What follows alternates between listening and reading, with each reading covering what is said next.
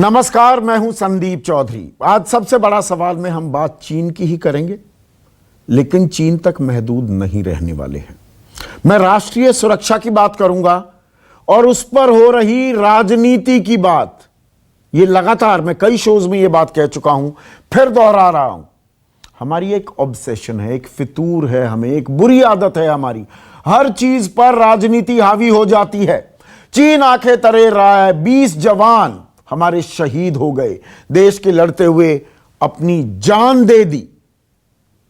चीन कब्जा करने की फिराक में है हमारी जमीन पर, कहता है गलवान घाटी उसकी है, उसकी रही है। 1962 के युद्ध में भी यह दावा नहीं किया गया था, अब यह दावा कर रहा है।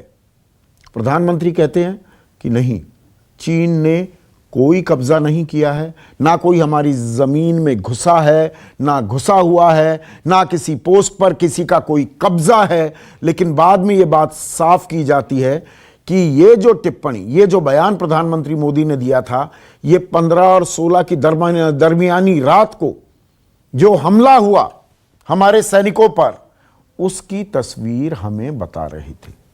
पर पूरी तस्वीर सामने नहीं आ पाती है और राजनीति हावी हो जाती है। कांग्रेस आरोप लगा रही है कि चीन के आगे झुक गई सरकार बीजेपी कांग्रेस पर आरोप लगाती है कि आप चीन की भाषा बोल रहे हैं, आप चीन के चेयर लीडर्स हो गए हैं। तो राष्ट्रीय सुरक्षा पर ऐसे राजनीति करने से काम चलेगा क्या? और मैं इस शो के जरिए आपको 20 साल पहले का इतिहास तक मैं खंगालने वाला हूं। मैं करगिल की बात करूंगा, मैं संसद पर हमले की बात करूंगा, 26/11 मुंबई हमले की बात करूंगा। हर बार राजनीति शक्ल कैसे बदलती है। जैसे ही आप सत्ता पक्ष में आए, आपके बयान कुछ और हो जाते हैं, आप विपक्ष में आते हैं, आपके बयान कुछ और हो जाते हैं। और कांग्रेस और बीजेपी दोनों मिलकर यह खेल खेल रहे हैं। सत्ता में होते हैं तो कुछ और बोलते हैं, विपक्ष में आ जाते हैं तो कुछ और बोलते हैं। ऐसे राष्ट्रीय सुरक्षा क्या मजबूत होती है, या दरअसल इस पर राजनीति मजबूत होती है? यह अहम सवाल पर आज चर्चा क्यों की जा रही है? क्योंकि पूर्व प्रधानमंत्री मनमोहन सिंह भी अब मैदान में कूद पड़े हैं। चीन से हुए विवाद को लेकर एक के बाद एक आरोप लगा रहे थे राहुल गांधी। अब एक चिट्ठी लिखी है डॉक्टर मनमोहन सिंह ने, और वो कहते हैं कि 20 साहसी जवानों ने कुर्बानी दी, सर्वोच्च कुर्बानी दी है। लेकिन जो अहम बात उन्होंने कही, उस पर मैं आपकी तवज्जो चाहूंगा। प्रधानमंत्री को अपने शब्दों और ऐलानों से देश की सुरक्षा, सामरिक और भूभागीय हितों पर पड़ने वाले प्रभाव के प्रति बेहद सावधान रहना चाहिए। हम सरकार को आगाह करेंगे कि भ्रामक प्रचार कभी भी कूटनीति और मजबूत नेतृत्व का विकल्प नहीं हो सकता। पिछलग्गू सहयोगियों से प्रचारित झूठ के आडंबर से सच्चाई को नहीं छिपाया जा सकता। हम प्रधानमंत्री को आगाह करते हैं कि वो वक्त की चुनौतियों का सामना करें। इससे कुछ भी कम जनादेश से ऐतिहासिक विश्वासघात होगा। तो यानी कि हमें सतर्क रहने की जरूरत है, मजबूत नेतृत्व देने की जरूरत है। सहयोगियों से प्रचारित झूठ और आडंबर से छिपाई नहीं जा सकती सच्चाई। ये पूर्व प्रधानमंत्री कह रहे हैं। तो जवाब क्या मिलता है? बीजेपी के अध्यक्ष जेपी नड्डा क्या कहते हैं कि देखिए, मनमोहन सिंह का बयान सिर्फ शब्दों का खेल है। बाकायदा वो ट्वीट क्या करते हैं, वो ट्वीट मैं आपको पढ़वाता हूं। पूर्व प्रधानमंत्री मनमोहन सिंह का बयान सिर्फ शब्दों की बाजीगरी है। कांग्रेस पार्टी के नेताओं के आचरण और व्यवहार से किसी भी भारतीय को इस तरह के बयान पर भरोसा नहीं होगा। याद रखिए, कांग्रेस ने हमेशा सेना पर सवाल उठाए हैं और सेना का मनोबल गिराने का काम किया गया है। तो मैं बड़ा राष्ट्रवादी या आप बड़े राष्ट्रवादी, ये खेल चल रहा है। ऐसे में आज का सबसे बड़ा सवाल, बहुत हुई बयानबाजी, कब आएगी एक्शन की बारी? चीन पर कीमत, कॉस्ट इंपोज की जाएगी क्या?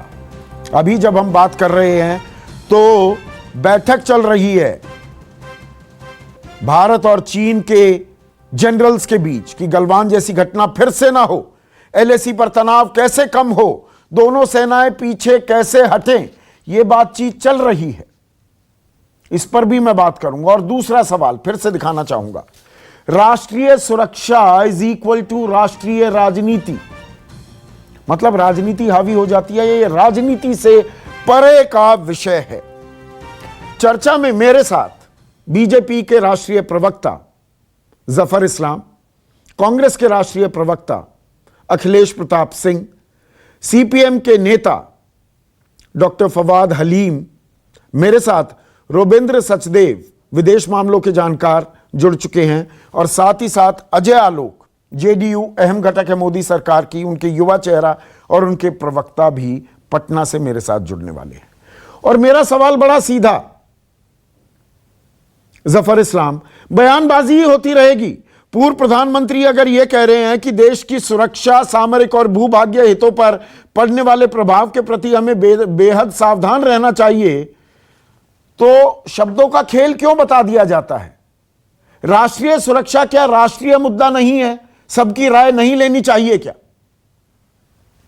देखिए, अब चूंकि आपने इस सवाल को उठाया तो मैं उसी अंदाज से जवाब देना चाहूंगा। सबकी राय लेनी चाहिए, इसीलिए तो वहां पर बुलाया गया था सोनिया गांधी जी को। अगर उनको कुछ बातें कहनी ही थी तो सोनिया गांधी जी के मार्फत से, बिकॉज उसी पार्टी के है ना वो, किसी और पार्टी के तो नहीं है, और बराबर उनकी ही सुनी है उन्होंने, तो उनको बता देते हैं कि भाई ये हम कहना चाहते हैं लेकिन ऐसा नहीं किया, ये राजनीति करना चाहते हैं। अच्छा, भाई उनको बताते थे राहुल गांधी, मनमोहन सिंह और उनके सब बड़े सीनियर लीडर, ये सिर्फ राजनीति, ऐसे मौके, नाजुक मौके पे राजनीति करना चाहते हैं, और हर दिन सुबह उठ के किसी और पार्टी के किसी प्रवक्ताओं का या किसी लीडर्स का या कोई बड़े उनके जो सिपासालार है पार्टी के, उनका किसी का मैसेज नहीं आता, कोई ट्वीट नहीं आता, आता है सिर्फ एक ही जगह से, वो कांग्रेस पार्टी। बेचैनी है इसलिए कि रिश्ता तो उन्होंने बना के रखा था चाइना से। जमीन तो अपनी 44,000 किलोमीटर जो है जमीन दे दी थी उन्होंने, तो एक बड़ी जमीन उन्होंने दे दी थी, कभी आपने रेसिस्टेंस दिखाया नहीं। आज एक ऐसी मजबूत सरकार है कि जिससे दुनिया में अपना लोहा मनवाया है अपनी कूटनीति की वजह से, और आज भी वो कहते हैं कि नेशनल इंटरेस्ट उसके लिए। तो मतलब पूर्व प्रधानमंत्री, एक ऐसा शख्स जो देश का 10 साल तक प्रधानमंत्री रहा है, उनकी बातों को गंभीरता से लेने की जरूरत नहीं, सरकार उनकी बातों को तवज्जो नहीं देती। नहीं, ऐसा नहीं कहा मैंने कहा कि उनकी गंभीरता दिखती तो नहीं है ना, ये तो मैंने कहा। अगर वो गंभीर होते तो शायद वो अपनी, ऐसी तो कोई उसके बाद तो कोई नया डेवलपमेंट नहीं हुआ है। जो मीटिंग हुई थी उस मीटिंग में वो सारी बातें कह देते हैं सोनिया गांधी जी को। तो मतलब चीन ने हमारी जमीन पर 1 इंच भी जमीन पर कब्जा नहीं किया है, कोई हमारे यहां घुसपैठ नहीं हुई है, प्रधानमंत्री ने ये कहा। उसके बाद अगले दिन पीएमओ की तरफ से ये बयान आया कि देखिए ये बात जो उन्होंने कही है ये 15 और 16 की दरमियानी रात के लिए कही है। तो मैं आपसे ये पूछना चाहूंगा, सरकार ने अभी नहीं बताया, 5 मई से लेकर 15 जून तक कोई घुसपैठ नहीं हुई ना, हमारी कोई जमीन चीन के कब्जे में नहीं है ना? देखिए मैं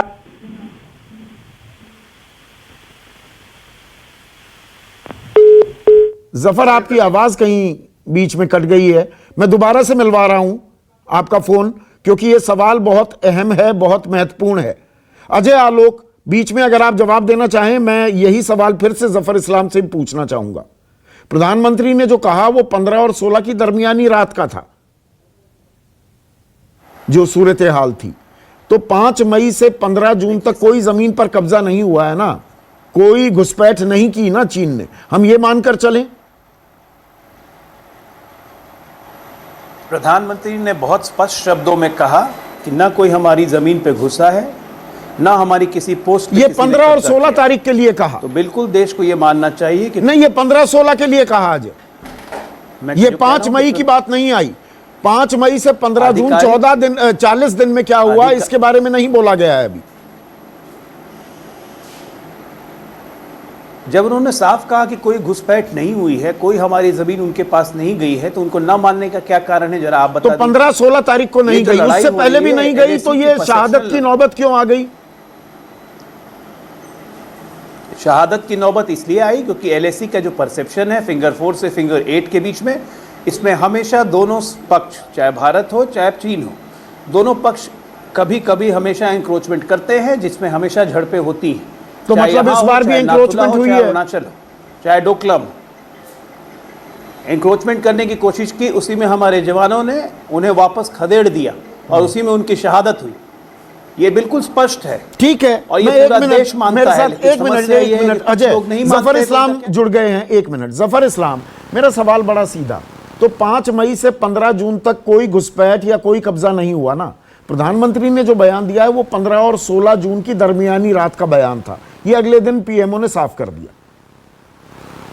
देखिए, आपको ये बताना चाहता हूं कि 6 जून को जो बात हुई थी उस पर यही था कि जो एलएसी है कोई स्ट्रेट लाइन नहीं है कि जैसे आप नॉर्थ ईस्ट में है या किसी और इलाके में है। नहीं, नॉर्थ यहाँ ईस्ट पर में जो भी है स्ट्रेट नहीं है। हाँ, जहाँ कुछ इलाके में है कह रहे, लेकिन यहाँ तो बिल्कुल कहीं नदी है, कहीं पहाड़ है, तो इस तरह से बिल्कुल स्ट्रेट लाइन नहीं। तो एलएसी का फेस ऑफ होता है कहीं कहीं पर जहाँ पर फेस ऑफ होता है, लेकिन ये सारी चीजें जो डिस्कस हुई थी 6 जून को, और उसमें ये कहा गया था और उसमें तस्लीम किया था हम लोगों ने कि हम अपने अपने तरफ 1-1 किलोमीटर अंदर जाएंगे ताकि तो मतलब कुछ कब्जा हुआ था ना 6 जून को, यही तो बात हुई। 17 जून को विदेश मंत्री ने, जब चीन के विदेश मंत्री वांग यी से बात की, कहा था ना कि घुसपैठ हुई है, इंकर्जन्स हुए हैं। ये तो एस जयशंकर ने बोला ना वांग यी को। नहीं, वो अब हमारे एलएसी के तरफ कहीं पर वो हमारी अंडरस्टैंडिंग के हिसाब से जो है उसके अंदर आने की अगर कोशिश करते हैं या गलती से या तरीके से, तो उनको समझाने की कोशिश करते हैं, तो स्पीच में फेस ऑफ होता है। तो विदेश मंत्री बता रहे थे ना इंकर्जन्स हुई हैं। मैं किसकी बात, मैं यही तो जानना चाह रहा हूं, ये क्लैरिटी हो जाए, इसमें दिक्कत क्या है? मैं वही तो कह रहा हूं आपको थोड़ी समझने की जरूरत है संदीप जी के एलएसी कोई जो है डॉटेड लाइन नहीं है कि वहां पर से आप सीधे पता चल जाएगा।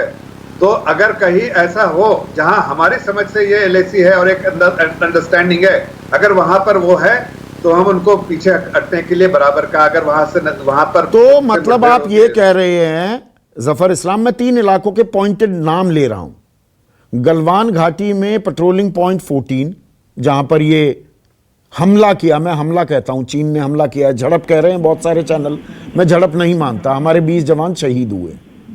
तो पेट्रोलिंग पॉइंट 14, मैं 15-17 की अभी बात ही नहीं कर रहा। हॉट स्प्रिंग्स और पैंगोंग सो पर जो हम फिंगर 8 तक एलएसी मानते हैं, क्या अब finger 4, finger 5, finger 6, finger 7, finger 8 पर चीन आ गया है? ये तो बताना चाहिए ना, ऐसा है क्या? देखिए, बिल्कुल साफ लफ्जों में कह रहे हैं कि कोई कब्जा नहीं है उनका। हमारे एलएसी के इधर कोई कब्जा नहीं है। हाँ, उन्होंने कोशिश की और उसका मुंहतोड़ जवाब दिया गया, उनको सबक सिखाया गया है। तो जो शहादत हुई है, ठीक है, आपने क्लियर कर दिया आपने जफर इस्लाम। तो प्रधानमंत्री कहते हैं बलिदान व्यर्थ नहीं जाएगा इन शहीदों का, तो हम क्या करेंगे? देखिए, अब आपने देखा ही है प्रधानमंत्री को कि बार बार देश के हित में देश के लोगों का मनोबल बराबर बढ़ा रहे और देश के जो सेना है उसका बराबर मनोबल बढ़ाकर रखते हैं और बराबर देश के हित में काम मनोबल बढ़ाने से शहादत व्यर्थ नहीं जाएगी? नहीं, मैं ये कह रहा हूं, आगे सुन लीजिए। मैंने कहा कि इसलिए जब भी प्रधानमंत्री ने कोई कदम भी उठाया और इस तरह की खास बातें, उसको कोई यहाँ पर उसका ब्यौरा हम नहीं दे सकते हैं। ये तो अगर उसके लिए देश को इंतजार करना होगा। Fair point. अब अखिलेश प्रताप सिंह, मुझे ये बताइए, आप मुस्कुरा रहे हैं, ये जब ये राष्ट्रीय सुरक्षा का मसला है ना, आप सारे सवाल पूछेंगे। अब मैं पलट कर 2010 से 2013 के बीच चला जाऊं तो जेपी नड्डा जो बीजेपी के अध्यक्ष हैं वो कह रहे हैं 600 से ज्यादा बार घुसपैठ हुई। तब तो आप कमजोर नहीं थे, तब आप अपने गिरेबान में झांकने को तैयार नहीं थे। ये ऐसा क्यों हो रहा है? जो मैंने ओपनिंग कमेंट्स में भी कहा, सत्ता में हो तो आपका रुख कुछ और होता है, विपक्ष में हो जाए, और ये बीजेपी पर भी लागू है, पर मैं आपसे सवाल कर रहा हूं, सत्ता में कुछ और बोलते हैं, विपक्ष में आकर आप कुछ और बोलते हैं। 600 बार घुसपैठ हुई, इसको डिनाई करेंगे क्या? सीधा आरोप लगा रहे हैं जेपी नड्डा। ये बातें रखने से पहले 2013 के पहले करीब 100 वीडियोज होंगे मोदी जी को, मोदी जी के 2-4 वो दिखा देते, और राष्ट्रपति तक की यहाँ बीजेपी गई थी वो सब दिखा देते तो थोड़ा सा बैलेंस स्टोरी लगती। लेकिन मैं आपकी बातों से शुरुआत करता हूँ। देखिए, आपने कहा कि ये सब सवाल क्यों खड़े हुए। पूरा देश मोदी जी के साथ था, है, लेकिन सवाल बीजेपी के लोगों ने खड़ा किया। सबसे पहले मोदी जी को, उनकी सरकार और उनकी पार्टी के लोगों को एकजुट करने की आवश्यकता है। उन्होंने ही सवाल उठाए, विदेश मंत्री, रक्षा मंत्री, अभी कल तो उन्होंने उठा दिए, वीके सिंह ने उठा दिए, इनके सांसदों ने उठाए, वहां के स्थानीय सांसद ने उठाए, क्या सवाल उठाए? इनके ही और नेताओं ने उठाए। क्या सवाल उठाए कि चीन हमें तंग कर रहा है, हमारे यहाँ घुस रहा है, हमारे घुसा, झड़प हुई, ये सब बातें उठाई ना, जिसका एकदम उल्टा कर दिया थी मोदी जी ने। तो प्रश्न तो वहीं से शुरू हो गए। वहीं पहले इनको, देश इनके साथ है, लेकिन इनकी पार्टी, उनकी सरकार अपने साथ ये कर ले पहले। वो लोग मोदी जी से इतर भाषा बोल रहे भी थे। आज भी अगर सब कुछ नॉर्मल है तो इसके 6 जून से बैठकें जो डीजीएमओ को हुई, विदेश मंत्री ने बात की, अभी भी हो रही हैं, फिर रिपोर्टें आ रही हैं कि विदेश सचिव लेवल पर, अधिकारियों लेवल पे होगी। फिर जब सब कुछ ठीक है, ना कोई आया था, ना कोई कब्जा किया है, तो फिर ये इतनी मीटिंगें किस बात की हो रही है? किस बात की हो रही है? क्यों हो रही है? फिर इतना तनाव सा क्यों बरपा है?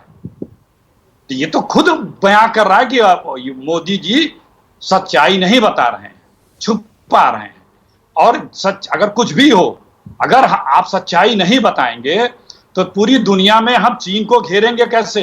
नहीं, मुझे ये बताइए, जब पूर्व प्रधानमंत्री मनमोहन सिंह, अखिलेश प्रताप सिंह कहते हैं प्रधानमंत्री को अपने शब्दों और ऐलानों से देश की सुरक्षा, सामरिक और भूभागीय हितों पर पड़ने वाले प्रभाव के प्रति बेहद सावधान रहना चाहिए, तो आप सावधान क्यों नहीं थे 2010 से 2013 के बीच में? 1962 की बात नहीं कर रहा हूं मैं, अभी ताजा बात कर रहा हूं, मैं इतिहास का पाठ नहीं पढ़ा रहा हूं। कौन थे? देखिए, कौन नहीं थे, ये अगर आप बहस करें तो इस पे भी मैं बहुत देर तक बहस कर सकता हूं। लेकिन आज जो सर पे है बात उसकी है। अगर कभी कुछ हुआ था तो उसके लिए छोड़ दें हम। अंग्रेजों ने हमारे देश पे कब्जा करके आज हम क्यों आजाद? 2010-2013 की बात कर रहा हूं, अंग्रेजों को भूल जाइए। वही मैं कह रहा हूं। नहीं, सुनिए, हमने दिखा दिया था कि हम दुनिया में क्या है, अपनी ताकत, अपनी आर्थिक महाशक्ति, सामरिक, सब कुछ दिखा दिया था हमने। और आज क्या हो रहा है? देखिए, आपने जो सवाल किया मनमोहन सिंह जी के पत्र का, ये बीजेपी है, अहंकारी पार्टी है। किसी भी सलाह और सुझाव का देने वाले का ये उपहास करते हैं, उसकी आलोचना करते हैं, उसके निंदा के दृष्टि से देखते हैं। अभी आप सिर्फ कोरोना से देख लीजिए, पहले की जाने दीजिए, उसी से देख लीजिए आज जो हो रहा है। उन्होंने क्या कहा? उन्होंने अपने तजुर्बे के 2-3 पॉइंट जो आपने पढ़ के उस लेटर के 2-3 शब्द सुनाए है, वो उसमें क्या बुराई है भाई? ये कहने में कि हाँ, ये सुझाव अच्छे हैं, हम इस पे अमल कर रहे हैं, आगे भी करेंगे, ये पॉजिटिविटी दिखती है। लेकिन अहंकार, हम तुम्हारी बात क्यों सुने, हम सर्वज्ञानी हैं। देखिए, बदमाशी चीन कर सकता है, किया है, लेकिन जब, और पहले भी किया था, लेकिन हम उसे स्वीकार करके ही उसे आइसोलेट कर पाएंगे अगर किया है तो।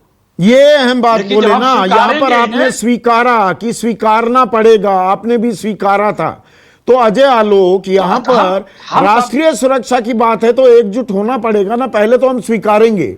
दरअसल 40 दिन जो ये तनातनी चल रही है, अगर कुछ हुआ ही नहीं तो ये 20 जवान शहीद क्यों हुए, ये मेजर जनरल लेवल की, लेफ्टिनेंट जनरल लेवल की बातचीत क्यों चल रही है, क्यों बयानबाजी हो रही है, क्यों सर्वदलीय बैठक बुलाई जा रही है? सब कुछ नॉर्मल है तो फिर ये इतना कुछ हो क्यों रहा है?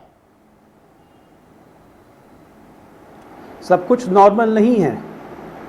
चीन ने इंट्रूजन करने की कोशिश की, एक्सटर्नल एग्रेशन हुआ हमारे देश पे, हमारे जवानों ने उसका जवाब दिया, 20 व्यक्तियों की शहादत हो गई, और हम यहाँ देश के अंदर बैठ के क्या कर रहे हैं? हम बैठ के घटिया राजनीति कर रहे हैं। सच्चाई यही है।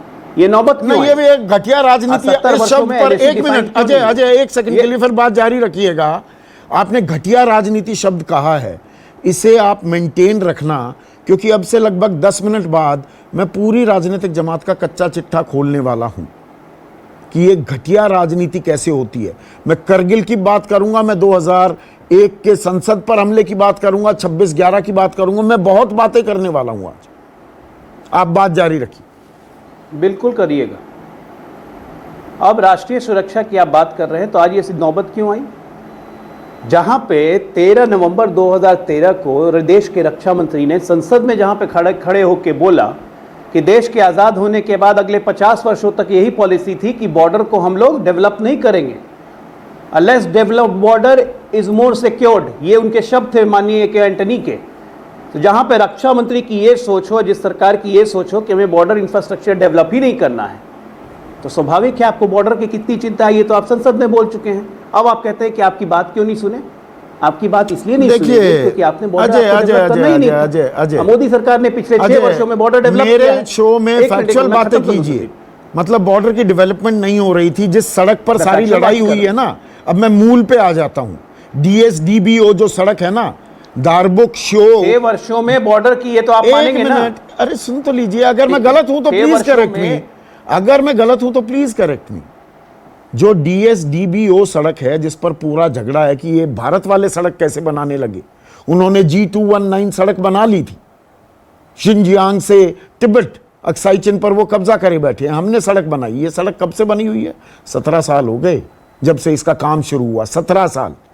अब आप मुझे ये मत बताइए सब कुछ 2014 के बाद हुआ है। और खंडूरी साहब, मैं बल्कि आप के ही उस टाइम NDA में जो थे, खंडूरी साहब को इस बात की क्रेडिट देना चाहूंगा जो ये सड़क बननी शुरू हुई थी। ऐसा नहीं है सब कुछ 2014 के बाद हुआ है।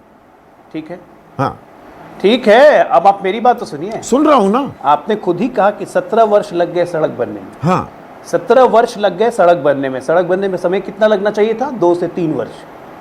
तो अभी चाइना क्यों खड़का? क्योंकि इस सड़क से हम उसके इकोनॉमिक कॉरिडोर पे नजर रख सकते हैं, POK पे नजर रख सकते हैं। इसकी सबसे बड़ी समस्या ये सड़क है। वो कभी नहीं चाहता था कि ये सड़क कंप्लीट हो। पिछले 1-2 वर्षों में, चाहे डोकलाम का मुद्दा हो, चाहे कहीं का मुद्दा हो, अगर आप कूटनीतिक दृष्टि से देखेंगे, सामरिक दृष्टि से देखेंगे, तो उसके पीछे सबसे बड़ी वजह यही सड़क थी, जिसे मोदी सरकार ने कंप्लीट करवाया। एक जो ब्रिज था अभी, उस ब्रिज को 72 घंटे में हमारे आर्मी के फोर्स इंजीनियर्स ने पिछले 3 दिनों में कंप्लीट कर लिया। मेरे शो पर ये नहीं चलता। जो आपने कहा मैंने टोका नहीं, अब आप फिर क्रेडिट देने लगे। देखिए, ये पूरी एक राष्ट्रीय सुरक्षा की बात हम क्यों नहीं करते कि सब सरकारों ने काम किया है। 17 साल इसलिए लगे अजय आलोक, ये सड़क बनने में। ग्लेशियर पर सड़क बनी है, पूरी दुनिया में कहीं भी ग्लेशियर को काट के सड़क नहीं बनी, इसलिए वक्त लगा। मैं आपके मन की बात कह रहा हूं, सुनिए तो सही। मेरे मन की मत कहिए, फैक्चुअल बात कहिए। 60 वर्षों तक नहीं, सुन लीजिए। हाँ। अरे सुनिए ना, 60 वर्षों तक कांग्रेस ने शासन किया, हमारी आर्मी को कहां से कहां पहुंचाया है, तो क्या कांग्रेस को क्रेडिट आप नहीं देंगे? 65 का युद्ध कांग्रेस के नेतृत्व में हम जीते, 71 में बांग्लादेश हम जीते, तो क्या हम कांग्रेस को क्रेडिट नहीं देते हैं? बिल्कुल देते हैं। क्रेडिट तो सरकार को ही मिलेगा ना। तो पिछले 6 वर्षों में जो जो काम हुए, आर्मी का अगर सुदृढ़ हुई है, एयरफोर्स सुदृढ़ हुआ है और नेवी सुदृढ़ हुई है, तो अगर क्रेडिट आप नरेंद्र मोदी की सरकार को नहीं दीजिएगा, देना ही पड़ेगा। राष्ट्रीय सुरक्षा की जिम्मेदारी सरकारों की होती है, न कि विपक्ष की। विपक्ष सुझाव दे वो ठीक है, लेकिन सस्ती राजनीति ना करे। यहाँ आज क्या हो रहा है? आज यहाँ सस्ती राजनीति हो रही है। बहस इस बात की है। मैं सस्ती राजनीति पर आ रहा हूँ और घटिया राजनीति, आपने घटिया और सस्ती दोनों शब्द का इस्तेमाल किया। बैठक पे सारे दल जाते हैं, हम प्रधानमंत्री के साथ हैं, हम प्रधानमंत्री के साथ हैं। उसके बाद क्या हो जाता है? यही साथ हैं, 24 घंटे नहीं बीते, तो मैं कच्चा चिट्ठा खोलने वाला हूँ। पर एक मिनट, डॉक्टर फवाद हलीम, मुझे ये समझाइए, ये राजनीति क्यों हावी हो रही है? तनाव है, इंट्रूजन्स हुई हैं, इनकर्जन्स हुई हैं, ये विदेश मंत्रालय कहता है। हमारे को यथास्थिति पता लग जाए। वेटरन्स और एक्सपर्ट्स कहते हैं, मैंने इसीलिए 3 जगहों का बाकायदा जिक्र किया, पेट्रोलिंग पॉइंट गलवान वैली में 14, हॉट स्प्रिंग्स की बात है और पैंगोंग सो की बात है। तो यहां कॉस्ट इंपोज की जाएगी या दरअसल अभी कि कौन बड़ा देशभक्त है, राष्ट्रीय सुरक्षा के बारे में कौन चिंतित है? अब वो नैरेटिव, वो शिफ्टिंग ऑफ गोल पोस्ट बड़ी आसानी से हो गया है। चीन ने जो नापाक हरकत की है उस पर क्या कॉस्ट इंपोज की जाए, अब उसकी चर्चा नहीं हो रही है।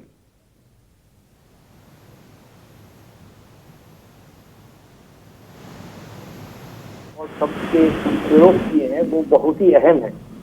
उन्होंने कहा है कि वर्तमान प्रधानमंत्री को अपने शब्दों के बारे में बड़े सूझबूझ के साथ चुनने चाहिए और इसका जो महत्व है और माने हैं वो बहुत ही अहम है। अगर हम लोग मोदी के शब्दों का अगर चयन करते हैं तो एक बहुत बड़ा उन्होंने वाक्य कहे हैं, वो ये है, neither is anyone inside our territory. ये जो शब्द है, ये जब प्रधानमंत्री देश का कहते हैं तो हमारे अतीत में गलवान के बारे में जो पूरा हम लोग का जो स्टैंड है, पोजीशन है, उसे उन्होंने उलट दिया।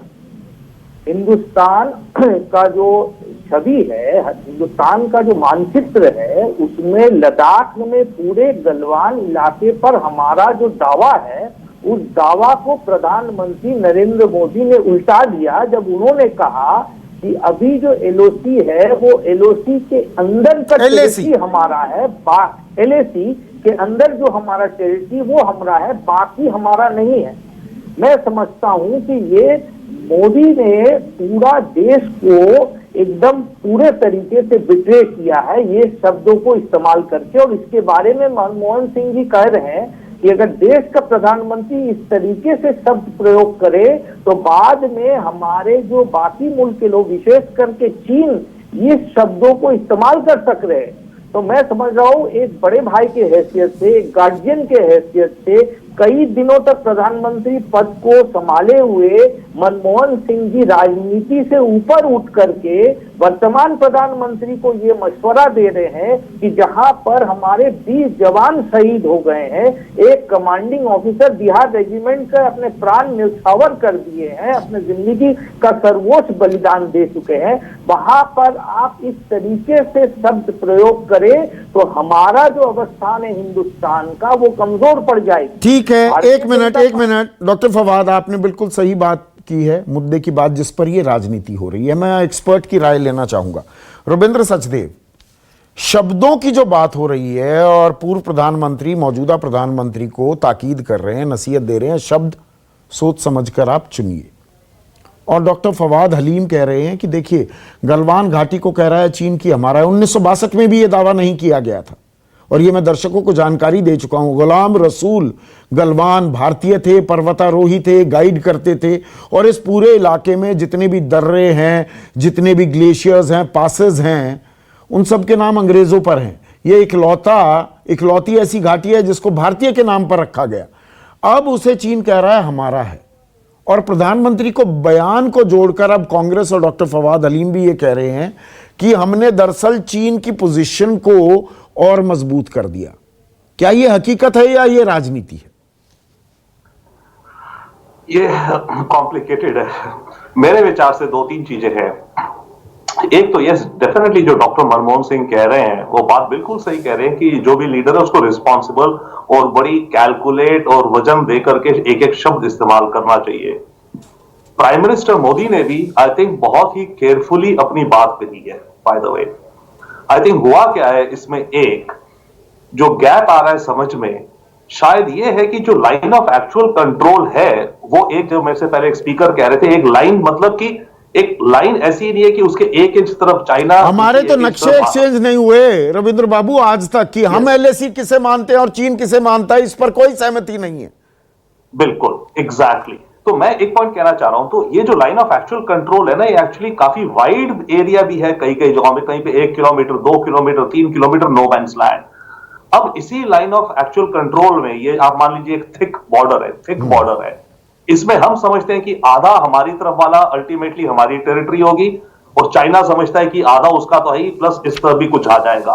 तो ये खींचतान चलती रहती है लाइन ऑफ एक्चुअल कंट्रोल के अंदर जो टेरिटरी आ रही है, जो नो मैन्स लैंड है। तो मेरे ख्याल से प्रधानमंत्री ने जो कन्वे करना चाहा उन्होंने वो कन्वे करना चाहा वहां पर, और इस एंगल से उन्होंने कहा कि भारत की टेरिटरी में नहीं आए। बट एनीवे, वो एक अलग रहने देते हैं। मैं I want to come to another important thing, जो हमारे सोल्जर्स की शहादत हुई, राइट, इस समय हमारे देश में चल रहा है कि हमें बदला लेना है। यस, पर मैं ये पूछना चाहता हूं हमें बदला किस लिए लेना है। फॉर एग्जाम्पल देखिए, हमारे 20 मार्टर हुए, और जितनी खबरें आ रही हैं करीब करीब उतने या उससे ज्यादा शायद चाइनीज भी हो गए हैं किल्ड, राइट। तो अगर हम एक बेसिक इमोशंस हटाइए, हम बेसिक देखें, आई फॉर आई, तो हमारे सोल्जर्स ने बराबर उतनी क्षति चाइना को भी पहुंचा दी है। तो ऐसे बॉक्सिंग में एक राउंड नहीं, पर होता ये है, क्रिकेट मान मैच लीजिए- नहीं चल रहा है ना। नहीं, this not a cricket match, नहीं दिस चला। नॉट अ स्कोर नहीं, कार्ड की हमारे इतने मरे, हाँ, उनके हमने संदीप डबल जी। मार दिए, वीके हाँ, सिंह भी नहीं, कह रहे हैं, नहीं, आर्मी संदीप चीफ रहे हैं कि जी, डबल संदीप- मार दिए, तो बात खत्म हो गई क्या? नहीं संदीप मरे जी, क्यों हमारे लोग, शहीद क्यों हुए? मान लिया, बट मेरे को कंप्लीट करने चाहिए 30 सेकंड में, हाँ। राइट? तो मैं इसलिए कह रहा, तो वो तो मान लिया हमने कि ओके मरना ही नहीं चाहिए था पहली बार, बट करा। अब इसमें हमारे सोल्जर्स ने मैसेज क्या दिया है, सबसे स्ट्रॉन्ग मैसेज जो दिया है हमारे सोल्जर, आई थिंक वो हमें अपने देश में इंटरनलाइज करना चाहिए। उन्होंने ये मैसेज दिया है चाइना को, जियो और जीने दो, वरना ठीक है हमें जीने दो, हम भी आपको जीने देंगे, आप हमें नहीं जीने दोगे तो हम आपको नहीं देंगे, वरना। तो ये मेरे ख्याल से एक बहुत स्ट्रॉन्ग मैसेज भारत की ओवरऑल फॉरेन पॉलिसी में आ जाना चाहिए कि चाइना, अभी बाकी और मुद्दे हैं जो आप कह रहे हैं, एग्री विद दैट कि हमारी लैंड में आ गए एटसेट्रा, बट 2015 से 2000 से ज्यादा बार अतिक्रमण हुआ है हमारे इलाके पर। प्रधानमंत्री 18 बार मिले हैं शी जिनपिंग से, हमें लग रहा था चीन समझ जाएगा, तो चीन ने भरोसा तो तोड़ा है ना, तो उसकी चीन तोड़ता है। मैं एक दो पॉइंट और कह दूं इसी में, ये हाँ, जो जोड़िए।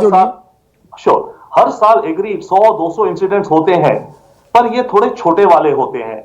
एक स्टडी आई थी ऑब्जर्वर रिसर्च फाउंडेशन की कि 10 सालों में 2003 से 2014 तक मेरे ख्याल से करीब 30-35 बड़े इंसिडेंट हुए थे, बाकी तो होते हैं 100-50, इस साल भी शायद 400 वगैरह हो रहे हैं। तो मैं बड़े इंसिडेंट्स की हम बात कर रहे हैं, छोटे ये जो नंबर है 100, 400, 500, ये छोटे इंसिडेंट्स का है, जो भी मतलब पेट्रोलिंग में एक्सेट्रा। एक अलग बात मैं और कहना चाहता हूं, चाइना ने यहां अटैक क्यों करा?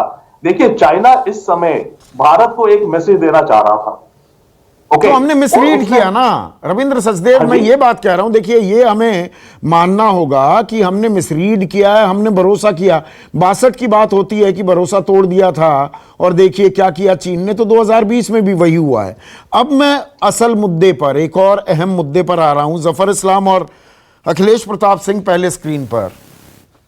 ये जो राष्ट्रीय सुरक्षा पर राजनीति होती है ना, आप अभी राष्ट्रवाद की बात कर रहे हैं, राष्ट्रीय सुरक्षा, जवानों की शहादत और सबका सम्मान होना चाहिए, देश को एकजुट होना चाहिए, पर क्या आप एकजुट रहते हैं? जफर इस्लाम 2008 में, एक मिनट, अब मैं हर एक का, मैं 1999 से उदाहरण देने का सिलसिला शुरू करूंगा, कांग्रेस से पूछूंगा, आपसे शुरुआत कर रहा हूं। 26/11 हुआ, मुंबई में हमला हुआ, पहले दिन बीजेपी का बयान आया, देश हित में, राष्ट्र हित में हम सब सरकार के साथ हैं। दूसरे दिन तत्कालीन गुजरात के मुख्यमंत्री नरेंद्र मोदी मुंबई पहुंच जाते हैं, साइट पर भी पहुंच जाते हैं। यह 26 नवंबर का वाकया था, 27 से यह सिलसिला शुरू हो जाता है। आपको बता दूं मैं कि दिल्ली और राजस्थान में 29 और 4 दिसंबर को, 29 नवंबर और 4 दिसंबर को चुनाव होने थे, और आपने पोस्टर्स निकलवाने शुरू कर दिए थे उस टाइम।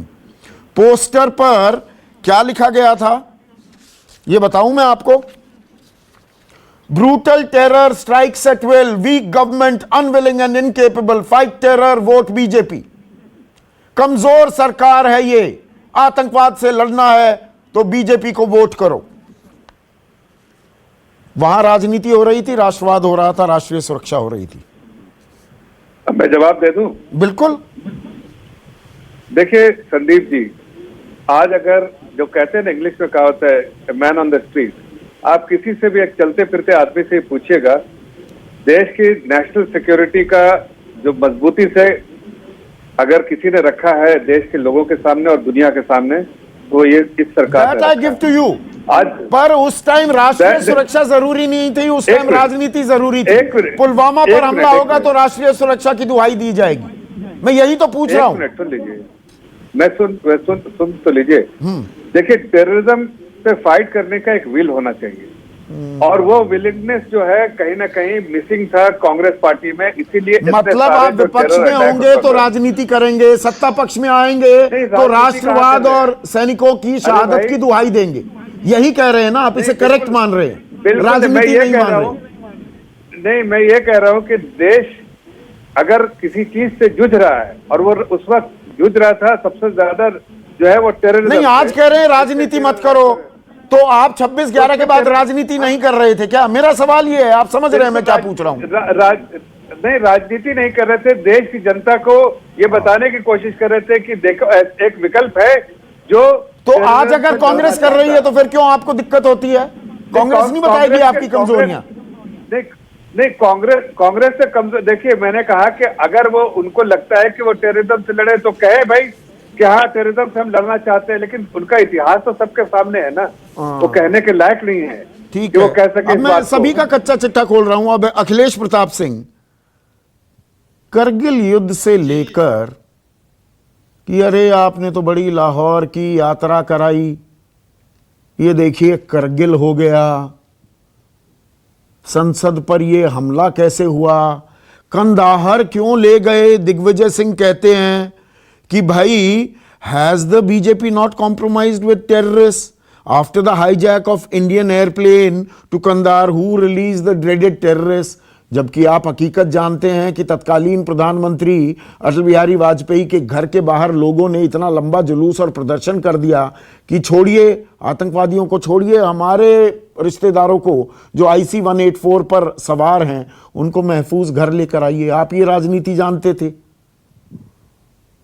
फिर संसद पर हमला हुआ, आपने भी तो सवाल उठाए हैं, तो आपके दौरान सवाल उठाए जाएंगे तो गलत क्या हो रहा है? यही राजनीति हो गई है क्या? एकदम रुकिए, मैं जवाब दे रहा हूं। हाँ। देखिए, ये जो मिथ्या तारीफ की जाती है, कुछ उदाहरण देके करे तो कोई अच्छी बात होती है। मोदी जी बड़े पावर, नेपाल तक आपको क्या क्या कर रहा है विषयांतर हो गए, सवाल का जवाब दीजिए। गुड़गाते रहिए, वही दे रहा हूं, एकदम बेफिक्र रहिए, सब दे रहा हूं। एक जरा इनके भी सवालों का जवाब मैं दे रहा था, इसलिए मैं बता रहा हूं। दूसरे, आपने कारगिल का जिक्र किया, आपने प्लेन हाईजैक का जिक्र किया और पार्लियामेंट अटैक का जिक्र किया। जब प्लेन हाईजैक हुआ था तो हिंदुस्तान में लैंड किया था जहाज, हमारे कमांडो उस एयरपोर्ट पे पहुंच चुके थे और उनको ऑपरेट करने की इजाजत नहीं दी गई थी। आप जो धरने प्रदर्शन की बात कर रहे हैं वो बात की बात है, लेकिन जिस चीज को हम अपने धरती पे निपटा सकते थे, समाप्त कर सकते थे, किसने रोका था? क्यों? ये क्या राष्ट्रभक्ति आएगी? तो 26/11 में जब एक मिनट समुद्र के जरिए कैसे आतंकी आ गए? फिर तो वही बात हो गई ना, राजनीति हावी रहेगी, राष्ट्रीय नीति कोई है नहीं। 3 सवाल आपने किए हैं। देखिए, बात ये होती है कि जब समय है, हम राजनीति बाद में कर लेंगे, लेकिन जब देश को आवश्यकता है तो यूनाइट होने के, तब तक कांग्रेस हमेशा यूनाइट रही है। जब पार्लियामेंट पर अटैक हुआ, सबसे पहला फोन सोनिया जी ने अटल जी को किया था और कहा था जो सरकार कदम उठाए हम एकदम साथ हैं। और आडवाणी जी और अटल जी ने बोला था आर पार होगा, पूरी सेनाएं सालों तक चीन पाकिस्तान के बॉर्डर पर राजनीति हुई, पाकिस्तान आगरा में शिखर वार्ता क्यों हो गई? मैं पूरा इतिहास अभी खोल दूं क्या? सारे चिट्ठे खोल दूं? अरे पूरा शिखर वार्ता आप आगरा में बुलाए, उसके पहले आप मान्यता तक नहीं दे रहे थे। अटल जी बोलते थे मैं पाकिस्तान के इस राष्ट्रपति को मान्यता तक नहीं दे रहा हूं, और अचानक एक दिन फोन करते हो, नवाज भाई कहां भाई, आगरा कब आ रहे हो? और आगरा आया, वो सुबह प्रेस कॉन्फ्रेंस किया, जलील करके चला गया। तो देखिए, हम राष्ट्र के साथ अभी भी हैं। कारगिल पे कौन चुनाव लड़ा? कारगिल के शहीदों के नाम पे कौन चुनाव लड़ा? पुलवामा के शहीदों के नाम पे कौन चुनाव लड़ा? किसके मंच पे शहीदों के फोटो लगे रहते थे? कौन शहीदों की सिर्फ बात करता रहा? सेना के नाम पे कौन? दोनों चुनाव सेना के नाम पे कौन लड़ा? बीजेपी लड़ी। बताने की आवश्यकता है क्या? ये अगर देखिए, चक्कर क्या है कि इस देश में 5-7 सालों के बीच में एक नई पौध पैदा हुई है, जिसे भक्त बोलते हैं, मोदी भक्त बोलते हैं। मोदी भक्त, एक राष्ट्रभक्त परमानेंट, हर कोई हिंदुस्तानी हर राष्ट्रभक्त है। मोदी भक्त और राष्ट्रभक्त, मोदी भक्त कहते हैं जो राष्ट्रभक्त है, ये राष्ट्रभक्त नहीं है, ये गद्दार हैं। सिर्फ राष्ट्रभक्त भी हम ही है जो मोदी भक्त है।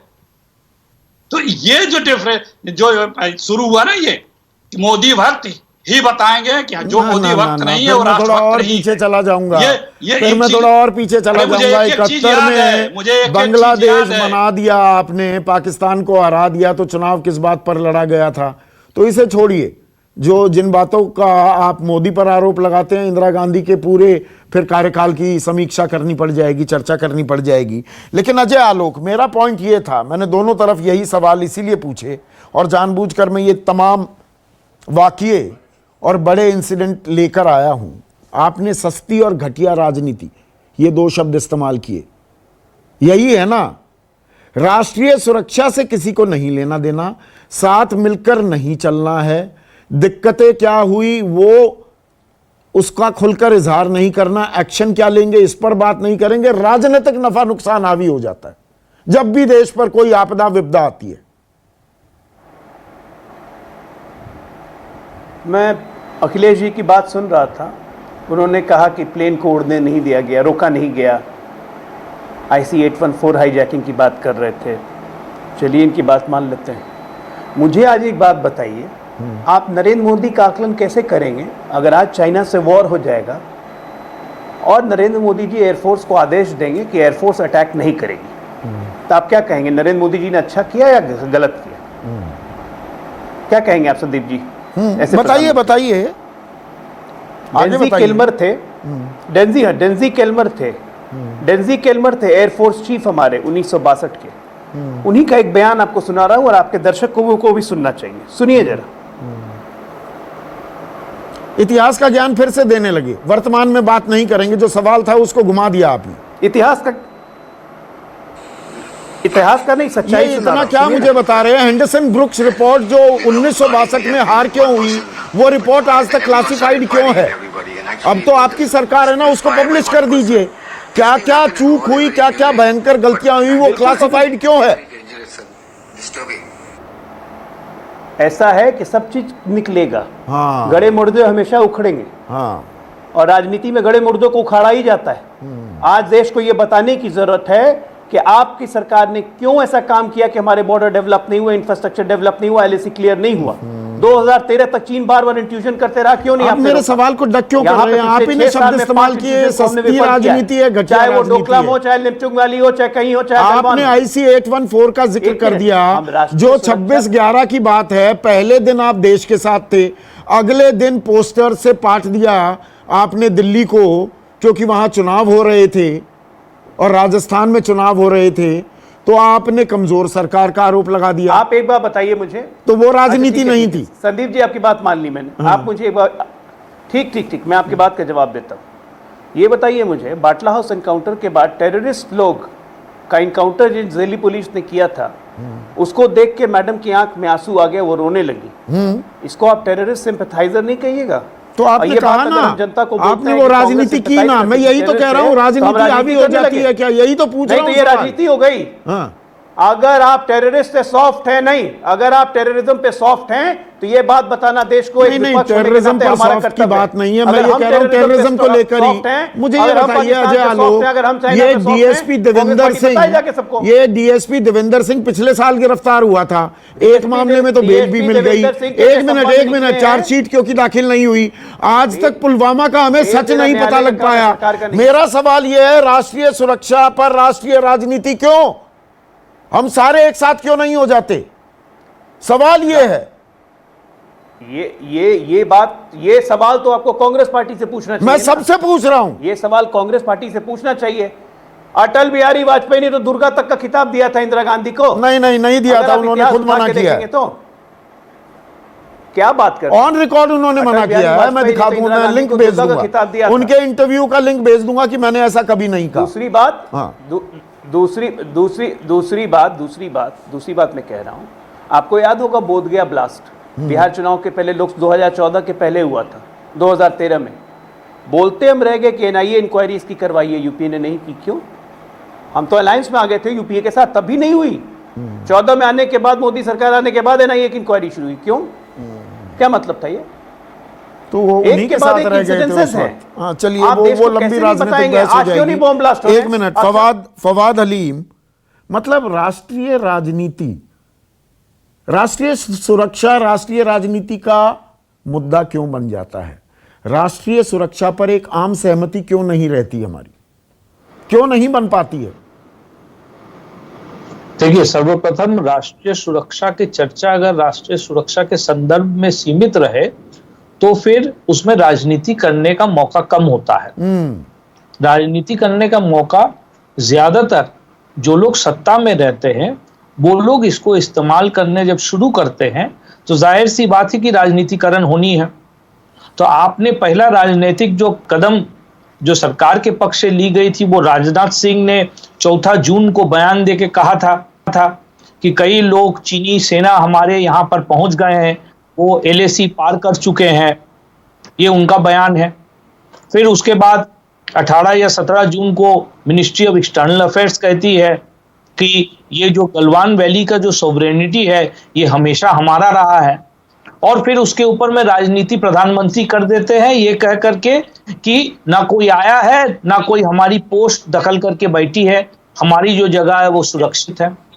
तो सरकार अपने अंदरूनी राजनीति में लिप्त है। गृह जो डिफेंस मिनिस्टर है, मिनिस्ट्री ऑफ एक्सटर्नल हमारा शक्ल हो गया है, जो प्रधानमंत्री है, फवाद अली, ये हमारा फितूर है, ये हमारे जहन में, हमारे दिमाग में एक फितूर घुसा हुआ है। हर चीज में राजनीति तलाशेंगे, ये नहीं कि सहमति बनाकर जो प्रॉब्लम है उसका सलूशन निकाले। जी, सरकार को तो अपने मंत्रालय में पहले सहमति बनानी चाहिए ना। ये जिम्मेदारी का सहमति बनाने का तो पहला कदम सरकार को लेनी है, अपने कैबिनेट कोलीग्स, अपने डिपार्टमेंट में सहमति बनाने। आपका जून 4, आपका जून 17 और जून 19 का जो बयान है, आपके रक्षा मंत्री, विदेश मंत्री और प्रधानमंत्री, इनमें तो सहमति नहीं है। तो आप सहमति, राष्ट्रीय सहमति क्यों नहीं बनती? अब क्योंकि आप विपक्ष में हैं तो आप बीजेपी पर, NDA पर निशाना साधेंगे, आप सत्ता पक्ष में होते तो कुछ और बोलते। यही तो हमारी दिक्कत है और यही, इससे आगे हम निजात कैसे पाएंगे। एक छोटा सा ब्रेक ले रहा हूं, कंक्लूडिंग कमेंट्स रविंद्र सचदेव के ब्रेक के बाद। चर्चा कर रहे हैं चीन मसले पर किस तरह से राजनीति हावी है। आखिरी सवाल रविंद्र सचदेव, राष्ट्रीय सुरक्षा पर हम एकजुट नहीं हो सकते क्या? राष्ट्रीय राजनीति होगी ही क्या? ऐसा भी हो सकता है कि राष्ट्रीय सुरक्षा पर हम एक राष्ट्रीय राजनीति को जन्म दें, या ये मिराज है, ये मृग तृष्णा है जो मैं पूछ रहा हूं? ये मोरलेस मिराज है, बट इस मिराज से पहले कुछ असलियत कुछ हो भी सकता है। क्योंकि आप देखिए दुनिया भर में जहां भी होता है, कोई वॉर्स के इशू, खासकर जब वॉर होती है या इवन टेररिज्म के मुद्दे को लेकर के, आइडियल तो सभी कहते हैं पूरा देश इकट्ठा हो जाए, पूरा देश इकट्ठा हो जाए, बट डेफिनेटली काउंटर ओपिनियंस भी होते हैं और क्वेश्चनिंग भी होती है, जो कि कुछ हद तक एक्चुअली डेमोक्रेसी की जान है। अकाउंटेबिलिटी का प्रयास आता है, प्रश्न आते हैं हर जगह से। और अगर कम्युनिकेशन, दो चीजें, अगर कम्युनिकेशन में कुछ गैप्स रह जाए, मेरे विचार से अनफॉर्चुनेटली ये जो इंसिडेंट गया है इसमें गवर्नमेंट की तरफ से कम्युनिकेशन गैप्स हैं, आई डू थिंक सो, तभी इतना ये माहौल, इतने क्वेश्चनिंग बढ़ गई है कि हमारी जमीन में। रविंद्र सचदेव, राजनीति तो होगी, राष्ट्रीय सुरक्षा ऐसा संवेदनशील मामला होता है, लेकिन कम्युनिकेशन, संवाद जारी रखना चाहिए और जितनी जानकारी साझा की जा सके, कुछ तो नहीं की जा सकती ये जानते हुए, जितनी की जा सके वो की जानी चाहिए। आज बस इतना ही, नमस्कार।